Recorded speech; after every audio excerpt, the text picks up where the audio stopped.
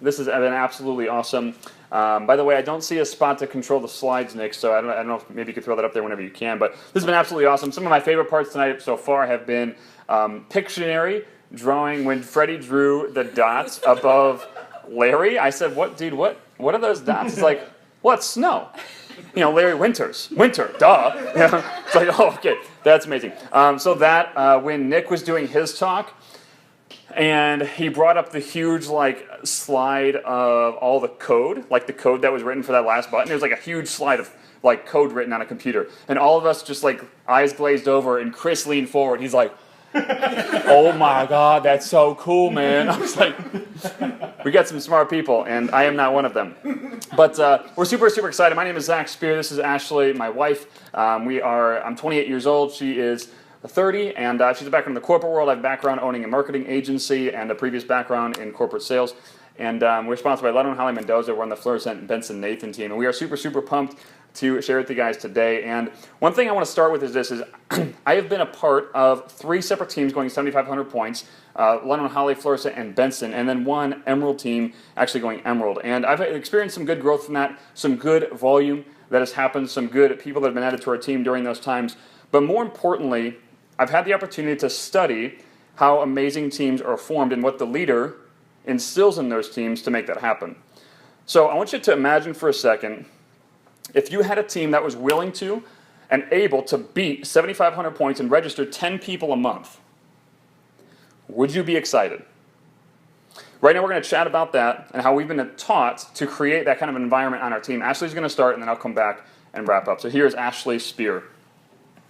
All right, guys, so I would definitely be excited for that, but I'll get into my stuff. So I believe that each and every one of us were uniquely created, and you have gifts and talents and abilities that only you can bring to this world. And yeah, our world is a little bit funny. We're conditioned at an early age to identify success with things that have a big following. You correlate success not with the unique qualities and contributions that you bring to the world, but you correlate success with how many followers you have on Instagram, or how many people retweet your post, or how many likes you just got on your new Facebook profile picture. And so when you get started in this business, sometimes you get started with 0, 1, 2, or 3 people on your team, and you can start to view that as insignificant by worldly views. But we're going to talk about why that's actually not true tonight. All right, so let's get into this. So I grew up, as many of you know, I grew up playing volleyball, and I worked really hard and was very blessed to get a volleyball scholarship. And for any of you that know about the sport of volleyball, you know that it is very much a team sport. And in order for a team to flow, it takes the efforts of what isn't always visible from the stands. It takes the efforts of everybody that is on the court and off the court. And so you see here that before the serve even comes over the net, the hitters on the receiving team are already up at the net displaying how many hitters the opposing team has in their front row. All right, the setter is already signaling to her hitters what the next play is that they're going to run. From the time the serve comes over the net, all the defensive players are calling the ball mine, mine, mine, so they know who's going to take that first pass and that there are no collisions on the court. After the setter sets the ball to the hitter, everyone else on the court is talking to that hitter and letting her know how many blockers she has, so she can adjust her approach and she can adjust her arm swing to make sure she has a good attack. And as the hitter is in action, every one of the defensive players is down and ready to take any type of deflection off of the block. And a win is not just accomplished from the girls that are on the court. Those on the sidelines, they might not be getting the glory and they might not be in the spotlight, but they are standing, they are engaged, they are cheering the team on. They are calling the plays and they're ready to go into that game at a moment's notice. And these girls, they are not bench players, they're volleyball players.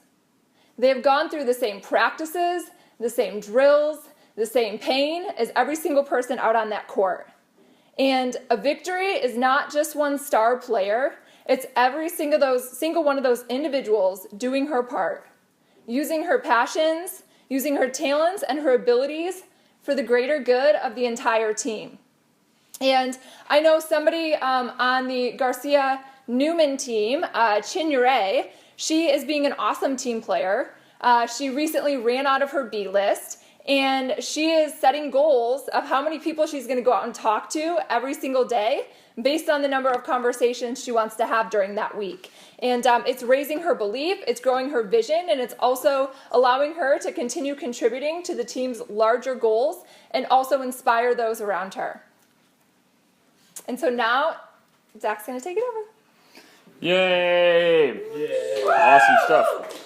So, by the way, every time that one of you guys gets done talking, or someone makes an awesome point or shouts somebody out, this entire place has gone crazy. The camera view hasn't caught anybody on the right side of me. It's caught everybody on this like big giant couch, and it's like a madhouse in here. It's absolutely awesome. Lafayette.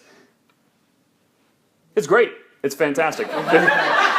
65 South is the most ridiculous highway on the planet. It's almost as ridiculous as 90, but not quite because there's tolls on 90. But anyway, that was some good stuff. I never played volleyball, but I connect with the team atmosphere that Ashley's talking about, and it's really, really exciting. So I have a story to share with you guys today. On September 17th, 1962, the United States had the bloodiest day in one of the most catastrophic wars in the history of the human race. It was called the Battle of Antietam. And historians agree that this battle was the turning point of the Civil War. See, Abraham Lincoln was in a spot where he was trying to announce the Emancipation Proclamation. And for those of you that know, I'm sure everybody does, that was the bill that was to be passed to free the slaves and make us a truly free country. But there was one problem. The northern states, the Union, the anti-slavery states, were losing the war. And if Abraham Lincoln announced this bill too soon, it would have seemed like he was overusing his powers of war. And if he did that, the border states, the states separating from the north from the south, would most likely fall to the south because they were already on shaky grounds. They were constantly getting invaded by the southern states and constantly almost having their governments taken over and being converted to a slavery-based state. So if the North is losing, and they're constantly getting invaded, and then Lincoln does something that shocks the system in a bad way, they were probably going to convert to the South. That was 30% of the country at the time and 30% of the mass. The North would have absolutely lost the war. So what Abraham Lincoln was waiting for was a shift before announcing and trying to push the Emancipation Proclamation. So going back to the Battle of Antietam, the battle was actually never supposed to happen. The bloodiest day in the history of the Civil War was never supposed to actually take place. The South had a plan. General Lee and General Stonewall Jackson, you probably heard the names, had a plan to invade the North, flank it undetected, and take over the entire northern United States through Maryland. They were devising their plan through letter, talking back and forth, corresponding back and forth, and they finally had their plan, and they were going to go up in just a few days. On September 13th, a few days before the battle, a private first class named Barton Mitchell was walking through a field doing his daily duties, and he picked up a letter. He looked at the letter and said, "This might be important." So he passed it to his superior. His superior passed it up the chain and ended up making it to a guy named General McClellan. McClellan read the letter and recognized the person's handwriting who signed off on it, and it was the personal assistant of General Lee. What Barton Mitchell had found was the exact plans that the South had made to invade Maryland in just a few days. So like any smart general who found out the enemy's plans, he stopped it. He ended up in Maryland at the border, and the North stopped the South from invading the state and invading the entire northern United States. Because of that, we ended up with one of the worst battles in history, but the North kept the South out. The North won that battle. It was a decisive victory and turned all the momentum for the Civil War, and Abraham Lincoln used that momentum to announce the Emancipation Proclamation. The border states gladly accepted it, maintained their Union status, and today we live in a very free society. So the question is, why did the North win? Well, I don't even think, this is a fact, because Barton Mitchell, this guy right here, picked up a piece of paper. What did he really do, though? He played his part. He gave it to his superior and ran up the chain of command. So the question is, How different would our country be if it wasn't for Barton Mitchell playing his part? It's a scary thought to think. But the real question is, why am I telling you this story? And what does this have to do with you? See, you could be sitting here right now, you could be here all by yourself. Maybe you're here with one person on your team, two people on your team, and it doesn't seem like what you do fully matters. But I beg to differ. I think it does. See, like Barton Mitchell, he wasn't a spy, he wasn't a special agent. He was a private first class. He was the initial ranking person that gets into the military. But this guy, Barton Mitchell, changed history forever.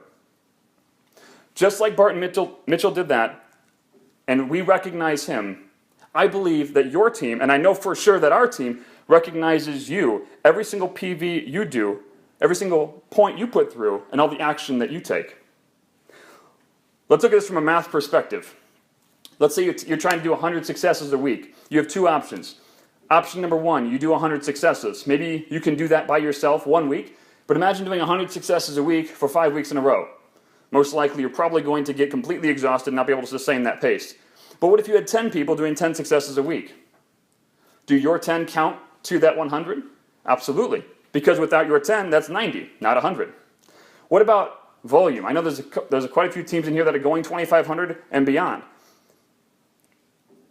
I know when I was a part of a team like that, going 2,500, 4,000, 7,500, I thought to myself, does my 150 PV matter? Does your 150 PV matter to your upline's 2,500 point goal? Will someone else just pick up the slack? I know I thought that, what if I don't do my goal, I'm sure someone else will pick it up. Well, let's look at it from a mathematical perspective. If I didn't do my 150 points, how much volume does my upline have? 2,500 minus 150 is 2,350. Missed the goal. And what if I'm not the only one that thinks like this? What if there's 3 people on my team that also believe that my volume doesn't matter, and we miss the goal by 450 points? That's 2,050 points out of 2,500. That is a far cry from 2,500 PV. Every point you do matters. See, I appreciate every single iota of volume that goes through my team, every single success that happens. I appreciate it, and I think your upline does too. In fact, I know they do, because I know who they are. Your points, your PV, your volume, and activity inspires absolutely everyone, probably further than you know. And I'll share that with you. It inspires your cross line. I don't just hit my goals for me. I hit my goals for my upline, because when I hit my goals, my upline obviously benefits. I know we think a lot about sowing seeds in this business, helping people. How do we make other people's lives better because we lived? And we typically think about our downline. How is our downline's lives better because we lived? Can we go impact the world downline of us? But I actually think that we're sowing seeds upline too. Because when I hit my goals, my upline hits their goals. I'm sowing seeds into them. But what about my cross line? One of the best things that I can do for my cross line is go past them, so that they have someone to keep pace with. One of the best things that Newman can do for me, Khaled can do for me, that you can do for me as a cross line is pass me, so that I can try to keep pace with you. Because if I love my cross line, I want to stay with them. So you don't just impact your downline, you don't just impact your cross line, you also impact your upline. And see, while we're talking about this, while we're talking about you mattering to your team, I want you to know something. I don't want you to worry. Your turn is coming. But before you have a team, you have to be a part of a team, and you have to be a big part of that team. I don't know of any all-star football coach, basketball coach, or hockey coach, or any sports coach that has ever done big things that didn't play the game first. I don't know of anyone that's ever coached a team that didn't first win as a part of a team. Do you? You guys ever seen the movie Miracle? 2004 movie by a guy named Herb Brooks, the 1980 USA Olympic team. We all know the movie, I'm sure. It was when the US Olympic team was going to go face the Russian team, who hadn't lost in about 20 years. This team was put together in less than a year, and it wasn't even the best players in the United States, but it was coached by a guy named Herb Brooks. Well, if you know the end of the movie, I'll spoil it for you. The United States won, hence there's a movie about it. Well, Herb Brooks gets a lot of the credit for everything that happened in as far as the win. Well, let's look at him. There he is, beautiful man. Herb Brooks coached this team to a win. Well, before the 1980 Olympics, he was the all-star of his high school hockey team. And he was also on the Olympic hockey team a few years later. Then he went on to coach and lead the winning team. See, before he led the winning team, he was a part of a winning team. We talked about your actions affecting more than just you. They affect your cross line. But I think they affect more than just the cross line I was referring to. They affect more than just your immediate cross line that you're sitting next to right now. The more than the cross line you're sitting next to in this chat room here. I think they affect people much further than that. To illustrate this, who remembers a few weeks ago? You remember Quentin and Brittany James coming in? They just went gold. They just went 7,500 points, and they came and did a night owl for us, a 1,500 club night owl. And everybody that walked out of that night owl was vastly impacted and moved because of what they did. So if they could impact us from the Kruger team, could you impact them? See, everything that you do matters. There's a picture of Quentin and Brittany James. And I think not only does it impact the Kruger team, I think it impacts the McCormick team. I think it impacts all of LTD Chicago. I think it impacts all of LTD. Let me ask you a question. If the United States inhabited and harbored more of LTD's beliefs, would the country be a better place? I think it would be. See, every time you move forward, you not only get closer to your goals, you actually move Chicago closer to 100 free people. If Chicago had 100 free people, that's about 10,000 people in Chicago. That's a very big chunk out of LTD's goal for 100,000 people. Could you imagine the impact that LTD would have if everyone in the United States harbored the beliefs of LTD? If everybody cared about their families as much as the people in LTD does? If everybody cared about the country the same way that LTD did, what would it be like here? See, your PV is not like a TPS report. It's one step closer to Chicago getting 100 people free and LTD reaching 100,000 people. What you do matters. So like we began, I want you to imagine a team willing to fight for 7,500 PV, willing to fight it and beat it. You can have that, and you can lay that foundation. You are laying that foundation. So just like Barton Mitchell and every single player on the championship team, you matter. And my challenge to you is, be the all-star of the team that you're on. And soon, you will have the team of all-stars. So with that, guys, very excited for the rest of the night. We'll talk to you soon.